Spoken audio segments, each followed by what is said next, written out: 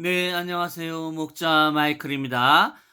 이번 시간은 야살의 책 67장 이스라엘 남자 아이들이 강에 던져짐 시작해 보도록 하겠습니다.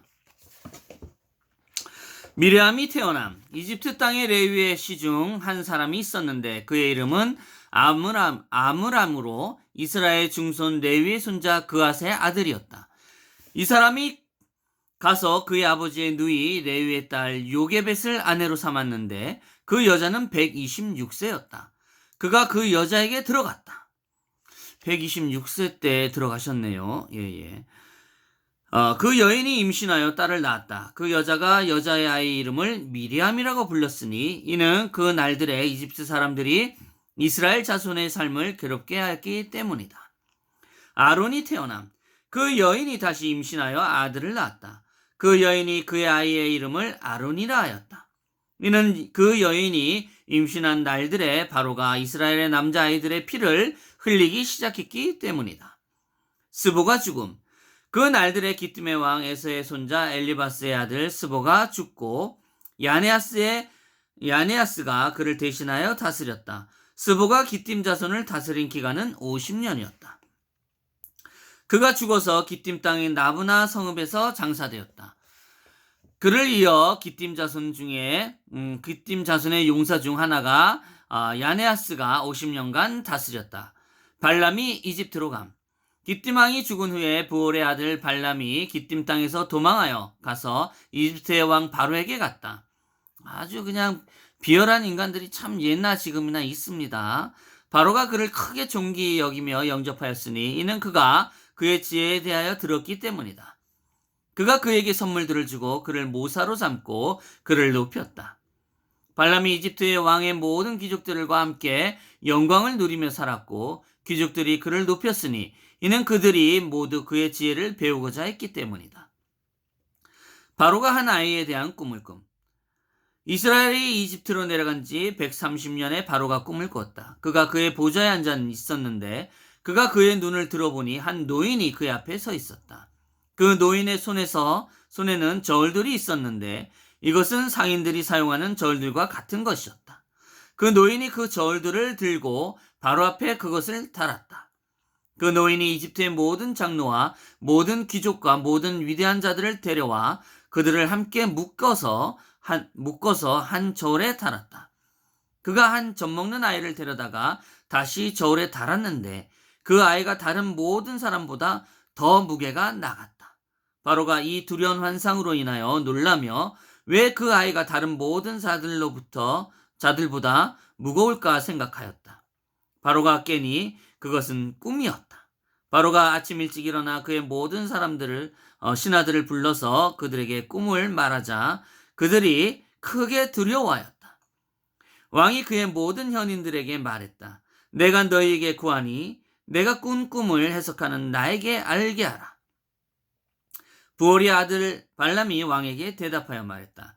이것은 다름이 아니라 후일에 이집트에 대하여 생겨날 큰 악을 뜻합니다.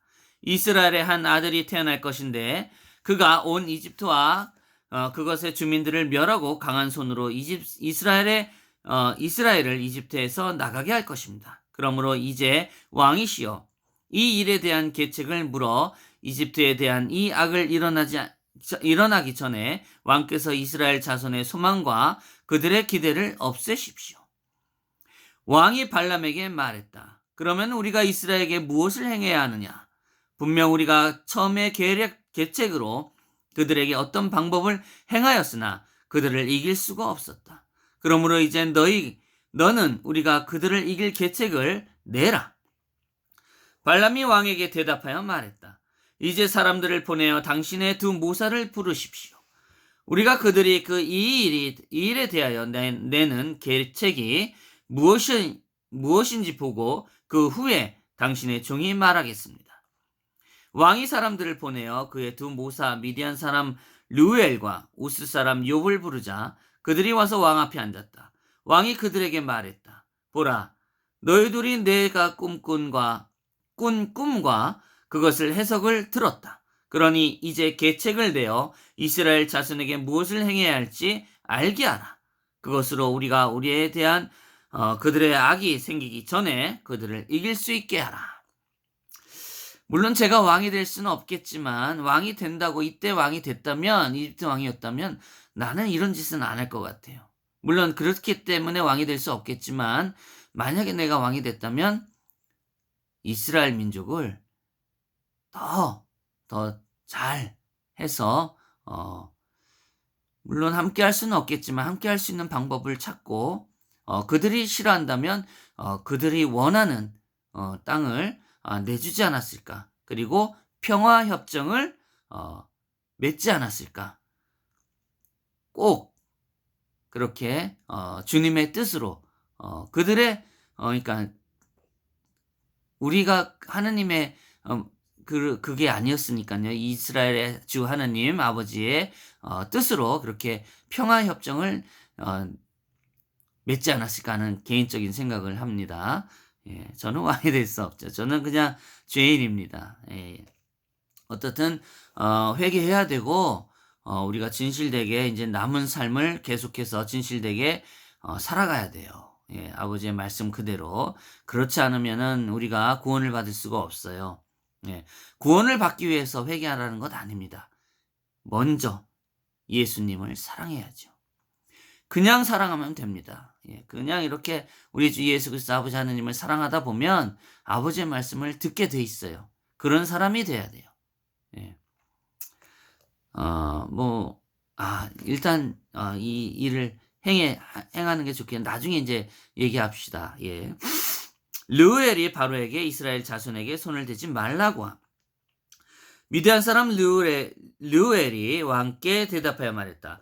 왕께서 만수무강하시기를 빕니다. 왕께서 기쁘게 여기신다면 왕께서 히브리 사람들에 대하여 삼가시고 그들을 그대로 두시어 왕의 손을 그들에게 뻗지 마소서. 이들은 주께서 옛날에 택하신 자들이며 땅의 모든 나라들과 땅의 왕들 가운데에서 그의 기업으로 택하신 자들입니다. 그들에게 손을 댄 자들 중 벌을 받지 않는 자가 누구이며 그들 가운데서 그들의 하나님이 그들에게 원한 갚지 않은 자들이 누구입니까? 참 현명하네요. 왕께서 아시듯이 아브라함이 이집트로 내려갔을 때 이전에 이집트를 다스리던 왕이 바로가 아브라함의 아내 사라를 보고 그를 아내로 삼았습니다. 이는 아브라함이 이집트의 사람들이 그의 아내로 인하여 그를 죽일까 두려워하여 그 여자는 내 누이라 말하였기 때문입니다. 이집트 왕이 사라를 데리고 가자 하느님께서 그와 그의 가족의 무거운 질병으로 치셨는데 그가 그의 아내 사라를 아브라함에게 돌려보낼 때까지 그리하셨습니다. 그 후에 그가 나았습니다. 블레셋 왕 그랄 사람 아비멜렉도 하느님이 치셨으니 아브라함의 아내 사라 때문이었습니다. 그래서 사람에게 짐승에게 이르기까지 모든 태를 닫으셨습니다.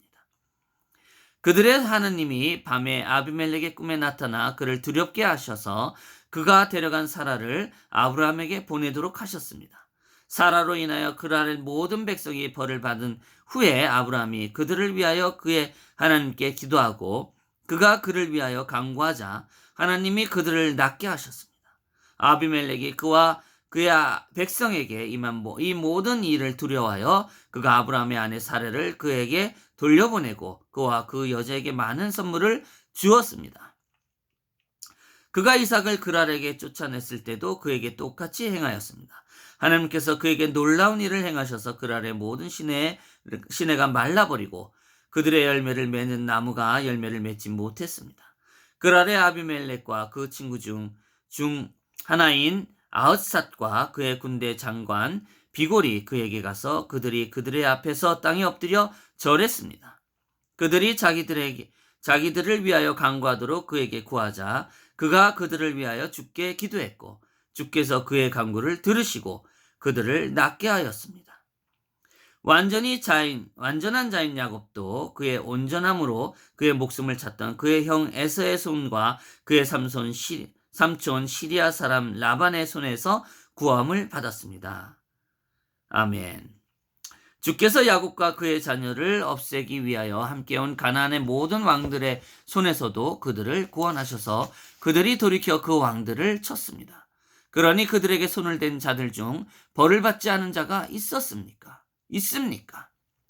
분명 당신의 아버지의 아버지 선대 바로께서는 야곱의 아들 요셉의 지혜를 보시고 그를 이집트 땅의 모든 고관들을 위로 높였습니다. 이는 그가 그의 지혜로 이 땅의 모든 주민들을 기근에서 구하였기 때문입니다. 그 후에 그가 야곱과 그의 자녀들을 이집트로 내려오도록 명하여 그들의 선으로 이집트 땅 고센 땅이 기근에서 구원을 얻게 하였습니다. 이렇게 제대로 말할 줄 아는 책사가 있어야 돼요. 예. 전 진짜 간신배들, 아주 비열한 인간들은 참 많지만 진실되게 이렇게 역사를 직시하고 올바르게 판단해 줄 줄 아는 진실한 충신이 있어야 돼요. 오늘날에 있습니까? 없어요. 다 자기 취할 것 취하고 국민들 거 다 빼들어 먹고, 예? 이래선 안 돼요. 이래선 안 됩니다. 올바르게 국가를 위해서, 국민을 위해서 올바르게 행할 수 있는 그러한 인물이 필요할 때입니다. 예. 누가 될지 모르지만 그런 사람이 나와야 돼요. 예. 그러나 이것은 믿음하고 연관이 되어 있습니다. 믿음이 없이는 안 돼요.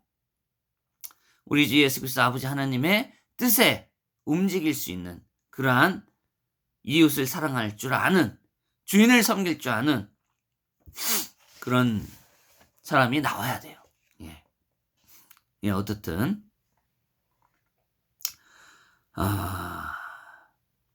그 후에 그가 야곱과 그의 자녀들을 이집트로 내려오도록 명하여 그들의 선으로 이집트 땅과 고센 땅의 기근에서 구원을 얻게 하였습니다. 만일 이것이 왕의 눈에 좋게 보이면 이스라엘 자손을 멸하는 일은 멈추십시오. 그러나 왕께서 그들이 이집트에 거주하는 것을 원치 않으시면 그들을 여기서 나가게 하여 그들의 조상들이 거류했던 땅 가나안 땅으로 가게 하십시오. 이거 제 생각이랑 일치하죠. 이 부분이. 예, 저는 이렇게 하고 싶어요. 이 책사의 생각이 아니라 제가 왕이 된다면 이렇게 해야 돼요. 그리고 평화협정을 맺는 게 맞습니다. 바로가 이드로의 말을 듣고 그에게 크게 화를 냈다. 그러자 그가 수치스러워하며 왕 앞에 일어나 그가 요셉의 지팡이를 가지고 그의 땅 미디안으로 갔다.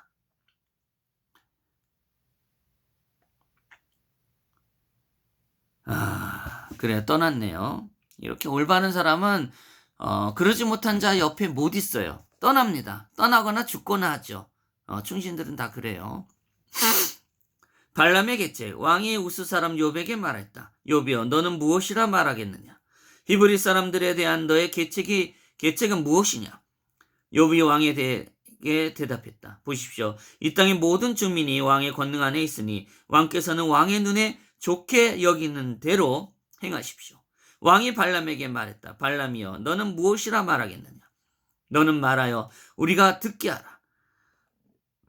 발람이 왕에게 말했다. 왕께서 들은 히브리 사람들에 대한 모든 계책에서 그들이 구원함을 받은 것이며 왕은 어떤 계책으로도 그들을 이길 수가 없을 것입니다. 만일 왕께서 맹렬한 불로 그들을 줄이려고 생각해도 왕은 그들을 이길 수가 없으니 분명 그들의 하나님이 그들의 조상 아브라함이 갈대아인의 우르에서 구하셨기 때문입니다. 만일 왕께서 그들을 칼로 멸하려고 생각하신다면 분명 그들의 조상 이삭이 그것에서 구원함을 얻었고 그 사람 대신 순양이 주어졌습니다. 만일 왕께서 고된 노역으로 그들을 줄이려고 생각하신다면 왕께서 이것으로도 그들을 이길 수 없으니 이는 그들의 조상 야곱이 온갖 고된 일로 라반을 섬기고도 번성하였기 때문입니다. 그러므로 왕이시여 나의 말을 들으십시오. 이것은 왕께서 그들을 이기고 왕께서 떨어지지 않을 그들에 대한 계책입니다. 왕께서 만일 기쁘게 여기시면 왕께서 명하시어 이날 이후로 태어나는 그들의 모든 자녀를 물에 던지게 하십시오. 왕께서 이 방법으로 그들의 이름을 지워버릴 것이니 이는 그들이나 그들의 조상 중에 누구도 이런 방법으로 시험을 받은 적이 없기 때문입니다. 왕이 발람의 말을 듣고 왕의 그 고관들이 그것이 좋게 여겨졌다. 왕이 발람의 말을 따라 행하였다. 바로가 이스라엘 남자아이들을 강물에 던지라 명함. 왕이 이집트 온 땅에 선포하고 법령을 만들도록 하여 말하기를 이날 이후로 히브리 사람들에게 태어난 모든 남자아이는 물에 던지라 하였다. 바로가 그의 모든 신하를 불러 말했다. 이제 가서 이스라엘 자손에 있는 곳엔 온 땅에 뒤져서 히브리 사람들에게 태어난 모든 아이들이 강에 던져지는가 보라. 그러나 너희는 모든 딸들은 살려두어라. 이스라엘 자손이 바로 명하여 그들의 남자아이들을 강에 던지라는 이 일을 듣고 그 사람들 중 얼마나 그들의 아내를 멀리했고 다른 사람들은 그들을 가까이 했다. 이 날 이후로 남편과 함께 지낸 이스라엘 여자들의 해산의 때가 이르자 그들이 아이를 낳기 위하여 들로 갔다.